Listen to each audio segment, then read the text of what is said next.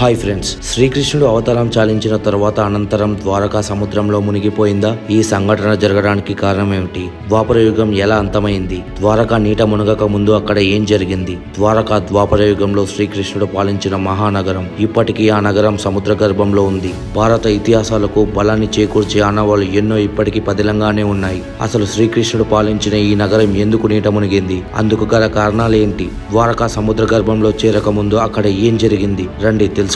ద్వారకా నీట మునిగిపోవడానికి కారణాలు ఎన్నో ఉన్నాయి. వాటిల్లో ముఖ్యమైనవి 3. అవే: 1. గాంధారి శాపం, 2వది ముసలం అంటే రోకలి కథ, 3వది అవతార పరిసమాప్తి. మొదటిది గాంధారి శాపం. కురుక్షేత్ర మహాసంగ్రామంలో తన సంతానాన్ని పోగొట్టుకున్న గాంధారి ఏడుపు యుద్ధ భూమిలోంచి వినిపిస్తుంది. ఆ సమయంలో అక్కడికి శ్రీకృష్ణుడు, పాండవులు వెళ్తారు. బాగా కోపంతో ఉన్న గాంధారి శ్రీకృష్ణుని నిందించడం ప్రారంభిస్తోంది. నేను నిత్యం పూజించే శ్రీ మహావిష్ణువు రూపమైన నువ్వు కూడా నా గర్భశోకాన్ని ఆపలేకపోయావంటుంది. నీ తల్లి దేవకిని అడిగితే తెలుస్తుంది కడుపు కోత అంటే ఏంటో అంటూ శోకాలు పెడుతుంది. అయితే ఆమె ఆవేశాన్ని చూసిన తర్వాత కూడా చిరునవ్వుతో ఉంటాడు శ్రీకృష్ణుడు. అప్పుడు శ్రీకృష్ణుడు అంటాడు, ఇదంతా జరుగుతుందని ముందే హెచ్చరించాను దుర్యోధనుడితో అని సమాధానం ఇస్తాడు. అప్పటికి గాంధారికి కోపం చల్లారదు. అప్పుడు గాంధారి అంటుంది, నాకున్న విష్ణు భక్తి నిజమైతే, నా పతి భక్తిలో ఎలాంటి లోపం లేకపోతే ఈ రోజు నుండి సరిగ్గా 36 ఏళ్లకి నువ్వు మరణిస్తావని శాపమిస్తుంది కృష్ణుడికి. అంతేకాదు, యాదవులంతా కొట్టుకు చనిపోతారంటూ